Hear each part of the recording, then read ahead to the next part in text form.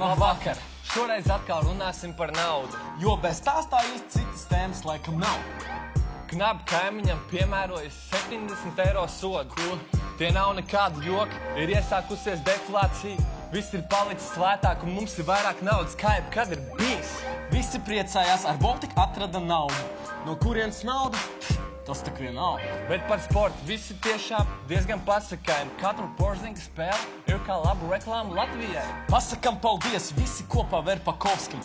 Māris ir noslēdzis spožu karjeru ar troks. Tātad zeltiņa rudens iedvesmo iet tālāk. Uzliec atstarotā, ja grib, lai arī tevi kāds pamana. Velobraucēji brauc ar velo arī rudenī. Galvenais neaizmirst uzlikt vesti un ķiveri. No Ozolpils muižas ir pazudis strauss. Tātad, ja tu esi redzējis kaut ko tādu, zini, tas nav kaus.